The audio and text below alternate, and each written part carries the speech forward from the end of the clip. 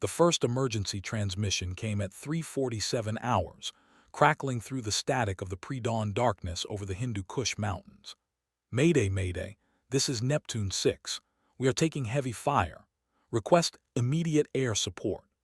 The voice belonged to Master Chief Petty Officer Marcus Henley, leader of a six-man SEAL team that had been inserted 12 hours earlier to capture a high-value target in the remote Afghan highlands. But there was a massive problem that would soon become legend in the halls of the Pentagon. Every available aircraft in the region had been grounded. A coordinated attack on Bagram Airfield had damaged runways and destroyed fuel depots. The nearest carrier strike group was 800 miles away in the Arabian Sea. Apache helicopters couldn't reach the team's position due to fuel constraints and mountainous terrain. The SEALs were alone, surrounded by an estimated 40 Taliban fighters who had somehow anticipated their arrival. Or so everyone thought. Captain Valentina Reaper Kozlov was supposed to be heading home. After 18 months of deployment, her F-22 Raptor was loaded with minimal fuel and configured for the long journey back to Joint Base Langley Eustis. She was 37, a former Russian immigrant whose father had defected during the Cold War. The Air Force had been her path to citizenship, her way of proving loyalty to a country that had given her family sanctuary. Most of her squadron mates called her the Ice Queen behind her back. She was methodical, precise, and utterly uncompromising in her standards. She'd never lost a wingman, never missed a target, and never backed down from a fight. But she was also a woman in a fighter pilot's world, which meant every achievement had to be earned twice. At 3:49 hours, as Neptune 6's desperate pleas echoed through the command center at Bagram, Kozlov made a decision that would defy every protocol in the book. Without authorization, without backup, and with barely enough fuel to make it to the target area, she banked her Raptor toward the coordinates where 6 American warriors were fighting for their lives. The Taliban fighters surrounding Neptune 6 had no idea that death was approaching at Mach 1.8, piloted by a woman whose call sign had been earned in the skis over Syria, where she had single-handedly destroyed an entire enemy air wing. What happened next would rewrite the textbooks on close air support, challenge every assumption about limits and loyalty, and prove that sometimes the most unlikely heroes emerge from the most impossible circumstances. This is the story of how one pilot held the sky alone. The morning sky over Afghanistan was about to witness something extraordinary, something that would echo through military history and change everything the brass thought they knew about courage, capability, and the true meaning of leaving no one behind. Because when the SEALs said air cover was lost, Reaper proved them wrong. Major General Patricia Hayes was in the middle of her morning briefing when the first reports started filtering in from the field. As commander of coalition air operations, she'd seen her share of impossible situations, but this one defied every contingency plan in her arsenal. 6 SEALs trapped behind enemy lines with no available air support wasn't just a tactical nightmare. It was a potential international incident. "Ma'am," her aide whispered, sliding a tablet across the conference table, "we have a problem." Hayes glanced at the screen and felt her stomach drop. The Taliban had somehow obtained intelligence about Neptune 6's mission. What was supposed to be a routine capture operation had become an elaborate ambush. The enemy fighters weren't just random insurgents. They were organized, well-equipped, and clearly operating under competent leadership. "Options?" Hayes asked, her voice carrying the weight of command decisions that could determine whether 6 American warriors came home alive. "None good, ma'am. The attack on Bagram knocked out our primary assets. Kandahar has birds available, but they're minimum 2 hours out. The weather's deteriorating, and we've got a narrow window before those mountains become completely socked in." Hayes studied the tactical display showing Neptune 6's position, a small compound in a valley surrounded by high peaks. The SEALs had taken cover in what appeared to be an abandoned mud brick structure, but thermal imaging showed enemy fighters moving to surround them. It was a classic kill box, and time was running out.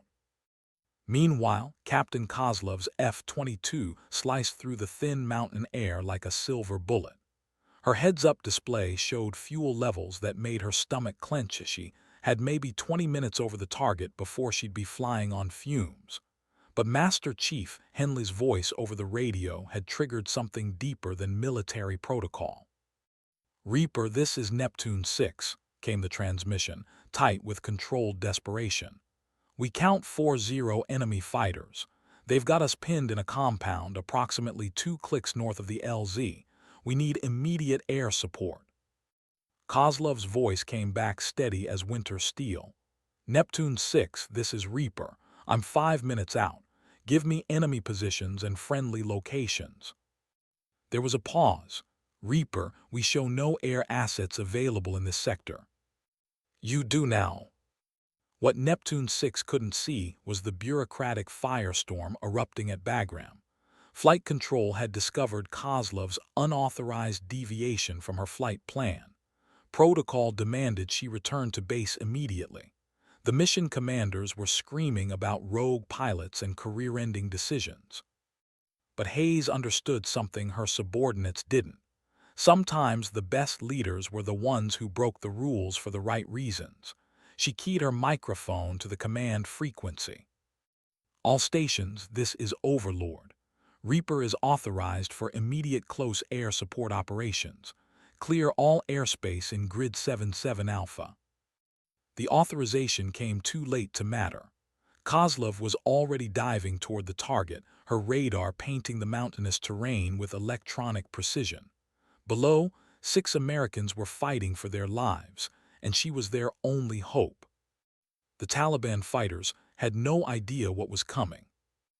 Master Chief Marcus Henley pressed his back against the crumbling mud brick wall and tried to assess their situation with the cold calculation that had kept him alive through 4 combat deployments. It wasn't good. His team was down to their last magazines, and the enemy fighters were closing in from 3 directions. "Chief, we got movement on the East Ridge," whispered Petty Officer Williams, his voice barely audible over the crack of incoming rifle fire. "Looks like they're trying to get elevation on us." Henley nodded grimly. The compound they'd taken shelter in provided cover from direct fire, but it was also a trap. Once the Taliban gained the high ground, they'd be able to pour plunging fire down into the courtyard. It would be over in minutes. That's when he heard it, the distinctive whistle of a jet engine at high altitude.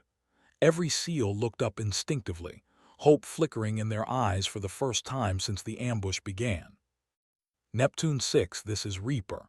I have you visual. Stand by for danger close fire mission." The voice on the radio was crisp, professional, and utterly fearless.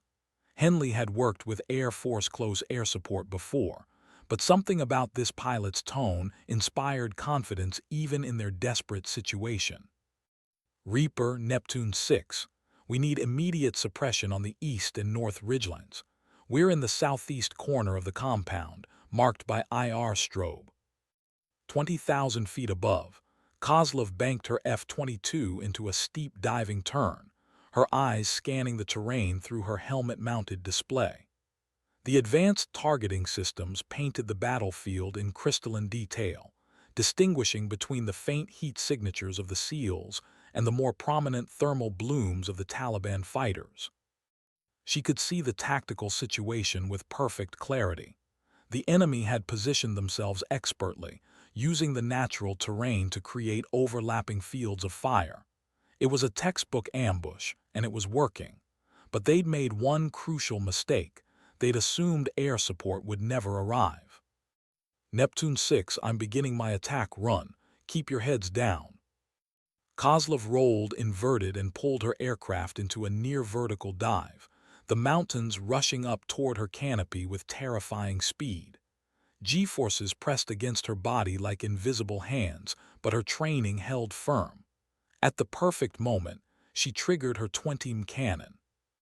The M61 A-2 Vulcan unleashed a stream of depleted uranium rounds at 6,000 rounds per minute.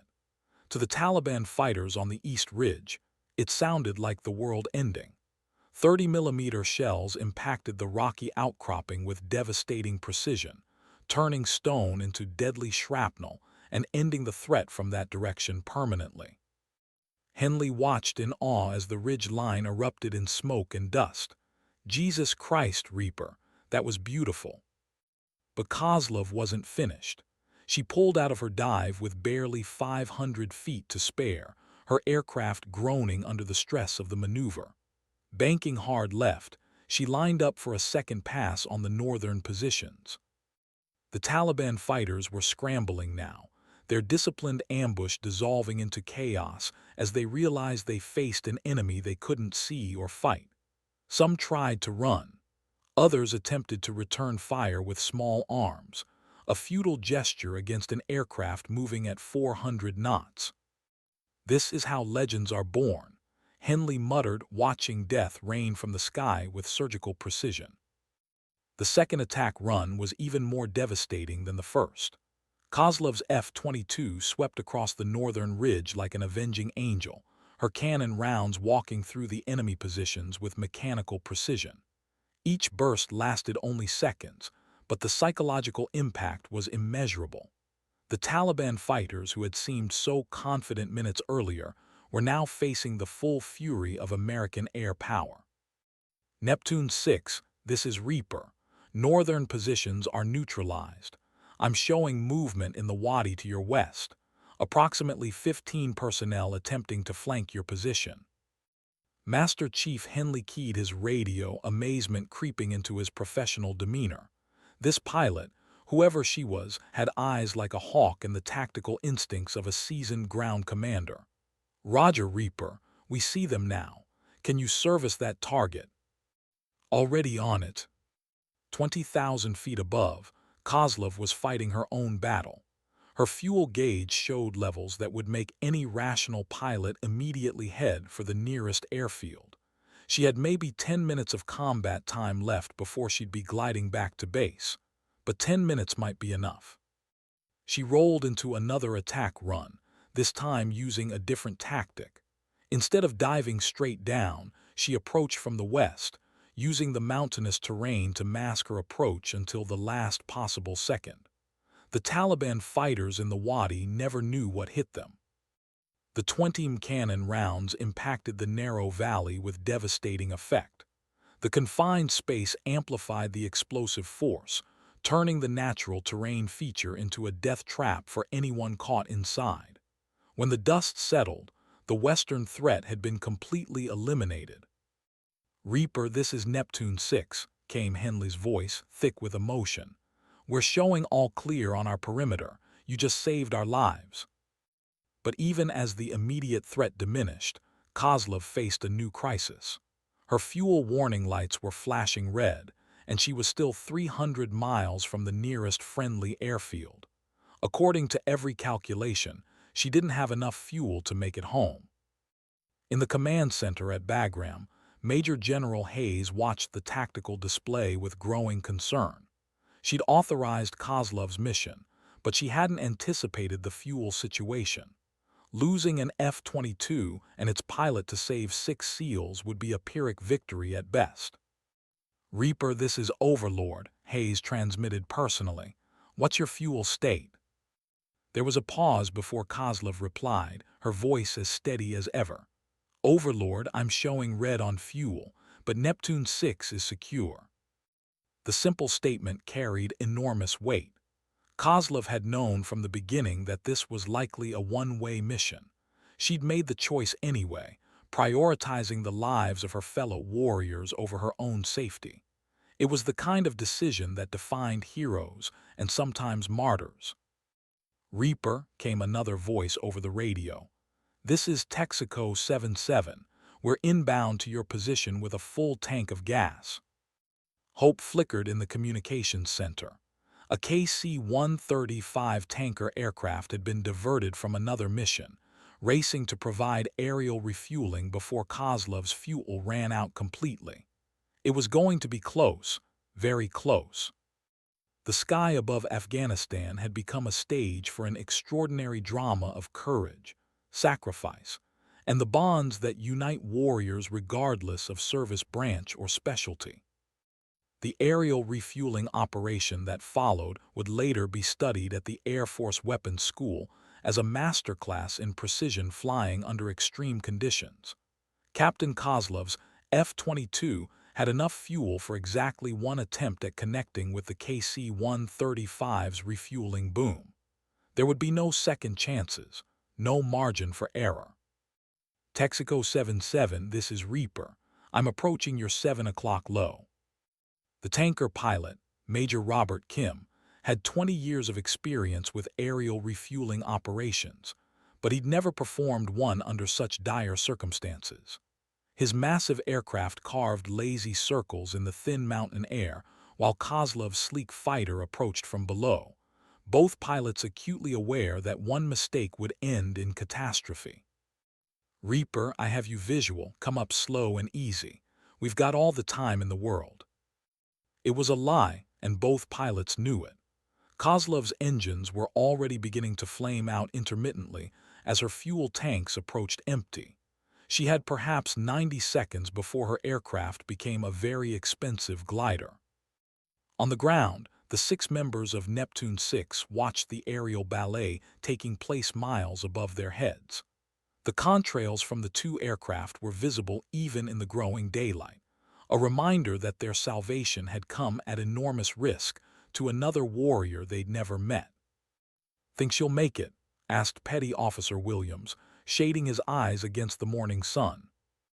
Master Chief Henley studied the distant contrails with the practiced eye of someone who'd coordinated countless air operations. "She better. That pilot just saved our asses, and I'd hate to see her buy the farm because of it." The connection between the F-22 and the tanker was made with surgical precision.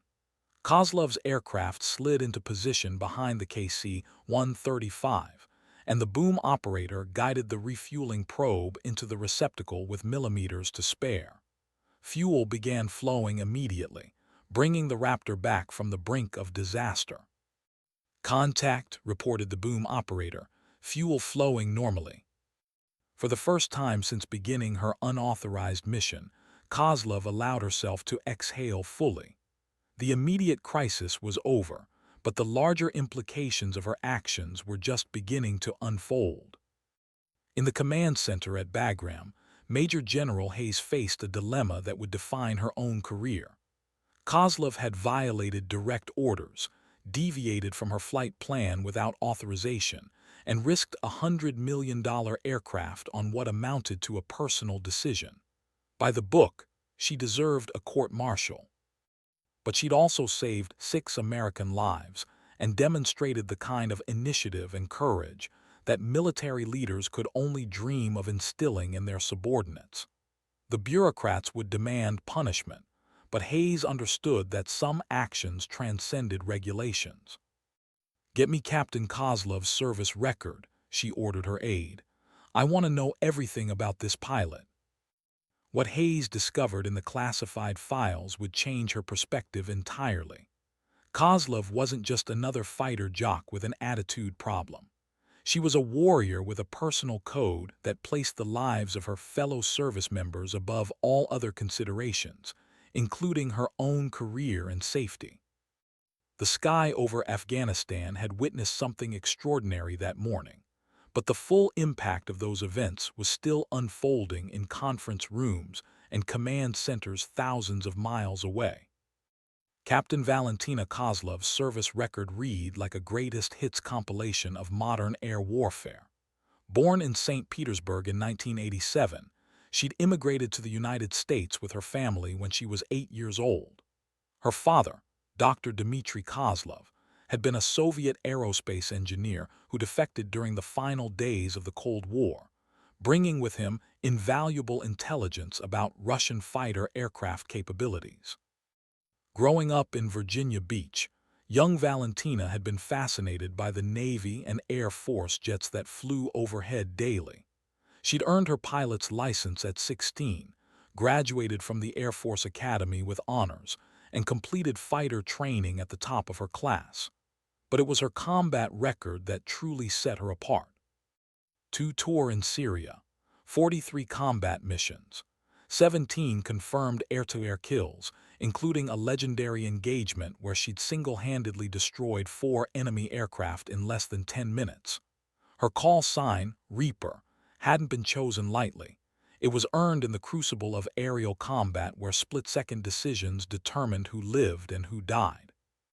Major General Hayes absorbed these details while monitoring the ongoing situation. Neptune 6 was now secure and preparing for extraction, but the political firestorm surrounding Kozlov's actions was just beginning. 3 different Pentagon departments wanted her head, each citing different regulations she'd violated. "Ma'am," her aide interrupted, "I've got the Secretary of Defense's office on line 1. They want a full briefing on the unauthorized air support mission." Hayes picked up the phone, already formulating her defense of Kozlov's actions. Sometimes the best way to support your people was to take the heat yourself. Meanwhile, Captain Kozlov had completed her refueling and was finally heading home to Joint Base Langley Eustis. Her cockpit was quiet now, filled only with the steady hum of her engines and the whispered communications of air traffic controllers guiding her through friendly airspace. She thought about the voice on the radio, Master Chief Henley calling for help with the kind of controlled desperation that spoke to years of experience in life-or-death situations. She thought about her father, who'd risked everything to give his family a chance at freedom in America. She thought about the oath she'd taken as an officer, to support and defend the Constitution against all enemies, foreign and domestic. Most of all, she thought about the 6 warriors who were now alive, because she'd made a choice that violated every regulation in the book, but honored every principle that actually mattered. Her radio crackled with an incoming transmission. "Reaper, this is Neptune 6 Actual." It was Master Chief Henley, his voice carrying across the miles with unmistakable gratitude. "I don't know what kind of trouble you're going to be in for what you did today, but I want you to know, you've got 6 brothers who will never forget. Semper Fi, Captain." Kozlov smiled for the first time in hours. "Semper Fi, Chief. Glad you boys made it out." The political consequences could wait. For now, it was enough to know that 6 American warriors would be going home to their families, because she'd chosen duty over regulations, courage over career safety. The extraction of Neptune 6 proceeded with textbook precision, but the reverberations of the morning's events spread through the military command structure like ripples in a pond. By the time Captain Kozlov's F-22 touched down at Joint Base Langley Eustis, her unauthorized mission had become the subject of heated debate in conference rooms from the Pentagon to CENTCOM headquarters. Colonel James Mitchell, Kozlov's squadron commander, was waiting on the tarmac as she taxied to the flight line. His expression was unreadable, but his presence spoke volumes. In the Air Force, when your commanding officer personally greets you after a mission, it usually means one of 2 things. You're either getting a medal or a court-martial. "Captain," Mitchell said as Kozlov climbed down from her aircraft, "I need to see you in my office, now." The walk across the flight line felt longer than usual. Ground crew members paused in their work to watch the pilot, who'd become the subject of frantic radio chatter throughout the morning. Some looked at her with admiration, others with the kind of nervous respect reserved for someone who'd either performed a miracle or committed career suicide. Mitchell's office was spartanly decorated, dominated by a large map of current operational theaters and photographs of the aircraft he'd flown during his own combat tour. He closed the door and gestured for Kozlov to take a seat. "Captain, I've been flying fighters for 22 years, and I've never seen anything quite like what you pulled off this morning. I've also never had to explain to a 2-star general why one of my pilots decided to freelance a combat mission without authorization." Kozlov sat at attention, her face impassive. "Sir, I accept full responsibility for my actions. The SEALs needed immediate air support, and I was in a position to provide it. That's not how it works, and you know it. We have procedures, protocols, chains of command. What you did was reckless, dangerous, and completely contrary to military discipline. Mitchell paused, studying his pilot's face. Kozlov didn't flinch, didn't offer excuses or attempt to justify her actions beyond the simple statement of fact. She'd made a choice, accepted the consequences, and was prepared to face whatever judgment came next. It was also, Mitchell continued, one of the most remarkable displays of airmanship and courage I've ever witnessed. The colonel reached into his desk drawer and withdrew a folder marked with classification stamps. Major General Hayes wants to see you at 1400 hours. My advice: tell her exactly what you told me. No excuses, no attempts to minimize what you did. Own your decision and let the chips fall where they may. As Kozlov left the squadron building, she found herself thinking about the path that had led her to this moment. Every choice had consequences. Every decision carried weight. She'd learned that lesson as a child watching her father struggle to build a new life in a foreign country. She'd reinforced it through years of training and combat experience. Today, she'd made a choice that might end her career. But 6 American warriors were alive because of it, and that was a trade-off she could live with. The afternoon sun cast long shadows across the base, as she prepared for what might be the most important meeting of her military career. Major General Patricia Hayes had commanded air operations in 3 different theaters of war, but she'd never faced a situation quite like the one Captain Kozlov had created. The unauthorized mission had succeeded beyond all expectations. Neptune 6 was safe, no aircraft had been lost, and the tactical objectives had been achieved with minimal collateral damage. By every metric that actually mattered, it had been a textbook success. Unfortunately, the military didn't always operate on the metrics that actually mattered. Captain Kozlov reporting as ordered, ma'am, Valentina announced as she entered Hayes' office at exactly 1400 hours. Hayes studied the pilot who'd become the center of a Pentagon-level controversy. Kozlov was smaller than expected, barely meeting the minimum height requirements for fighter aircraft, but she carried herself with the quiet confidence of someone accustomed to handling life-or-death situations. Her uniform was immaculate, her bearing professional, and her eyes held the steady gaze of a warrior who'd seen combat and emerged stronger. "Sit down, Captain. We need to talk." Hayes had spent the morning fielding phone calls from various Pentagon offices, each demanding different forms of punishment for Kozlov's actions. The legal department wanted court-martial proceedings. The operations staff wanted a formal reprimand. The public affairs office wanted the entire incident classified to prevent media attention. But Hayes had also received other calls. Master Chief Henley had personally contacted her to express his team's gratitude. The commanding officer of Naval Special Warfare had written a formal commendation letter. 3 different Air Force generals had called to express their support for Kozlov's actions. "Captain, you violated direct orders, deviated from your assigned flight plan, and risked a strategic asset without authorization. In some circles, that's called mutiny." Kozlov sat perfectly still, her expression neutral. "Yes, ma'am, I understand the charges against me." "Do you? Because I'm not sure you understand the position you've put me in. I have superiors demanding your head, subordinates calling you a hero, and allies threatening to write their congressmen if we punish the pilot who saved their people." Hayes stood and walked to the large map dominating one wall of her office. Red pins marked current operational areas, blue pins indicated friendly bases, and yellow pins showed areas of particular concern. Afghanistan was covered in pins of all colors.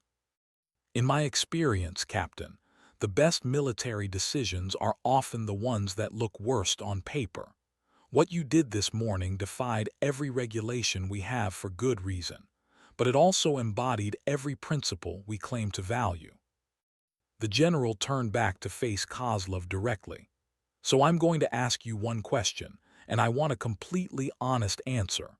Given the same circumstances, knowing what you know now about the potential consequences, would you make the same choice again? Kozlov met Hayes' gaze without hesitation. Without question, ma'am. Those men needed help and I was in a position to provide it. That's what we're here for. Hayes nodded slowly, a decision crystallizing in her mind that would define how the Air Force handled exceptional circumstances in the future. The Pentagon's response to the unauthorized mission came down through official channels exactly 72 hours after Captain Kozlov's F-22 had first banked toward the coordinates where Neptune 6 was fighting for their lives. The message was brief, formal, and completely unexpected. Colonel Mitchell called Kozlov into his office to deliver the news personally. He'd served long enough to recognize when the military bureaucracy had been outmaneuvered by leaders who understood that sometimes rules needed to bend in service of larger principles. Captain, I've just received word from Air Force Personnel Command. Effective immediately, you're being promoted to major and reassigned to the weapons school as an instructor. Mitchell paused, watching Kozlov's reaction. Congratulations. You've just become one of the youngest weapons school instructors in Air Force history. The promotion was extraordinary, but it was also strategically brilliant. By making Kozlov an instructor, the Air Force was accomplishing several objectives simultaneously. They were removing her from operational units where her reputation for unauthorized heroics might inspire copycat behavior. They were putting her expertise to use training the next generation of fighter pilots. And they were sending a clear message that tactical innovation and split-second decision-making were valued, even when they challenged established protocols. But the real recognition came in a different form entirely. Major General Hayes had quietly initiated the paperwork for the Air Force Cross, the service's second highest decoration for valor. The citation would read simply, "For extraordinary heroism while engaged in military operations against an armed enemy of the United States." The details of the mission would remain classified, but the award would stand as permanent testimony to what one pilot could accomplish when courage and capability converged at the right moment. 3 weeks later, Master Chief Henley and his entire team attended the promotion ceremony at Joint Base Langley Eustis. They'd driven down from Little Creek in a convoy of personal vehicles, determined to honor the pilot who'd saved their lives. When Major Kozlov pinned on her new rank, 6 Navy SEALs stood at attention in the front row, their presence speaking louder than any speech or official commendation. After the ceremony, Henley approached Kozlov with the awkward formality of a man more comfortable with weapons than words. "Ma'am, the boys and I wanted you to have this." He handed her a small wooden plaque bearing the Neptune 6 unit patch and the inscription, "To Reaper, our guardian angel, Semper Fi." Kozlov accepted the gift with genuine emotion. "Chief, you didn't need to do this." "Yes, ma'am, we did. You risked everything for people you'd never met. That's not something we're going to forget." The ceremony marked the end of one chapter and the beginning of another. Major Kozlov would go on to train hundreds of pilots at the weapons school, passing on not just technical knowledge, but the understanding that sometimes the most important decisions couldn't be found in any manual or regulation. Her story would become legend, whispered in ready rooms and told to new pilots as an example of what it meant to be a warrior in the truest sense. 6 months after the rescue of Neptune 6, Major Valentina Kozlov stood before her first class of student pilots at the Air Force Weapons School. The elite institution was known for producing the most skilled tactical aviators in the world, and her appointment as an instructor had generated considerable interest throughout the fighter pilot community. "Ladies and gentlemen," she began, her voice carrying the authority of hard-won experience, "you're here because you've demonstrated exceptional skill as pilots. But skill alone won't make you weapons officers. What separates good pilots from great ones isn't how well you can fly. It's how well you can think under pressure and make decisions that matter. The students, all experienced fighter pilots themselves, listened with the focused attention of warriors seeking to learn from someone whose reputation preceded her into the classroom. Word of the unauthorized rescue mission had spread through the tight-knit fighter pilot community, though the specific details remained classified. Today we're going to discuss close air support operations in denied airspace. Kozlov continued, clicking to the first slide of her presentation. Who can tell me the primary challenges of providing CAS when operating beyond the reach of traditional support assets? The discussion that followed was intense and practical, focused on real-world scenarios where theoretical knowledge met the chaos of actual combat. Kozlov had a gift for breaking down complex tactical situations into understandable components, but more importantly, she could convey the emotional and psychological pressures that accompanied life-or-death decision-making. During the afternoon practical exercise, she noticed one student, Captain Rebecca Torres, hanging back from the group discussion. Torres was technically proficient but seemed reluctant to voice her opinions in front of her more vocal classmates. "Captain Torres," Kozlov called out during a break, "a word." They walked to a quiet corner of the briefing room, away from the other students. "You've got good instincts, but you're not sharing them with the class. What's holding you back?" Torres hesitated before responding. "Ma'am, honestly, half these guys think women don't belong in fighters. I don't want to give them any ammunition by saying something stupid." Kozlov nodded with understanding. She'd faced the same challenges throughout her own career, the constant pressure to prove herself worthy of a position that some believed should be reserved for men only. "Captain, let me tell you something I learned the hard way. The moment you start second-guessing yourself because of what others might think, you've already lost the most important battle you'll ever fight. Your job isn't to make them comfortable with your presence. It's to be so damn good at what you do that their opinions become irrelevant." She paused, studying Tor's expression. "You know what matters in a cockpit? Results. When ground forces are taking fire and calling for help, they don't care about your gender, your background, or what anyone thinks about your right to be there. They care about whether you can put ordnance on target and bring them home alive." Tor straightened slightly, confidence beginning to replace uncertainty. "Yes, ma'am, I understand." "Good. Now get back in there and show them what you're made of." The exchange reminded Kozlov why she'd accepted the instructor position. Her own path had been shaped by mentors who saw potential and demanded excellence regardless of conventional expectations. Now it was her turn to pass that forward. As autumn settled over Nevada's desert landscape, Major Kozlov's reputation as an instructor began to match her legend as a combat pilot. Her students consistently scored at the top of their classes, but more importantly, they carried themselves with a confidence that came from understanding their capabilities rather than simply believing in them.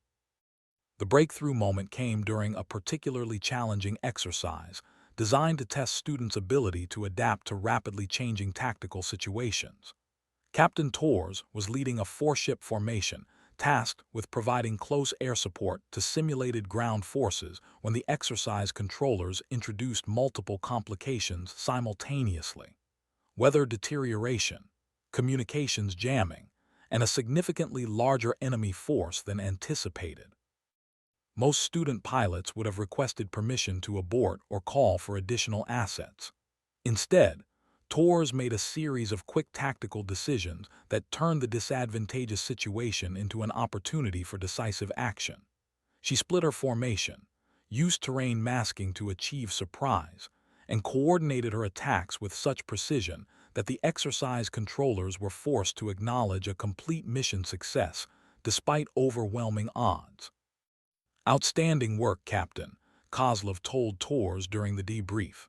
"What made you decide to press the attack instead of requesting reinforcements?" Tors smiled confidently. I realized the enemy was expecting us to react defensively to their superior numbers. By attacking immediately and aggressively, we maintained the initiative and prevented them from fully deploying their advantages. It was exactly the kind of tactical thinking Kozlov hoped to instill in all her students, the ability to see opportunity in adversity and act decisively when others might hesitate. But the most significant recognition of Kozlov's teaching abilities came from an unexpected source. General Charles Morrison, commander of Air Combat Command, visited the weapons school for a routine inspection and specifically requested to observe one of her classes. Morrison was a legend in his own right, a former Thunderbirds pilot who'd commanded combat operations in multiple theaters. His opinion carried enormous weight throughout the Air Force, and his presence in Kozlov's classroom sent a clear message about her growing reputation. After observing a complete training cycle, Morrison requested a private meeting with Kozlov. "Major, I've been watching your students' performance metrics, and they're consistently outperforming their peers across multiple categories. More importantly, they're displaying the kind of tactical creativity and confidence that can't be taught from a textbook." Morrison paused, studying Kozlov's reaction. "I'm putting together a new program to develop our next generation of operational commanders. It's going to require someone who understands both tactical excellence and the human factors that determine success in combat." Interested.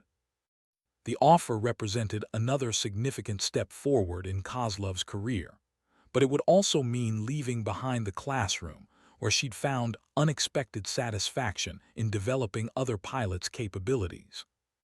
"Sir, can I ask what specific role you have in mind?" Morrison smiled. "I want you to help design the curriculum that will train squadron commanders for the next decade of warfare. Your unique perspective on decision-making under extreme pressure could revolutionize how we prepare leaders for combat." The sky above Nevada stretched endlessly blue, unmarked by contrails or the chaos of combat. But Major Kozlov understood that the most important battles weren't always fought in the air. Sometimes they were won in classrooms and briefing rooms, where knowledge and experience were passed from one generation of warriors to the next.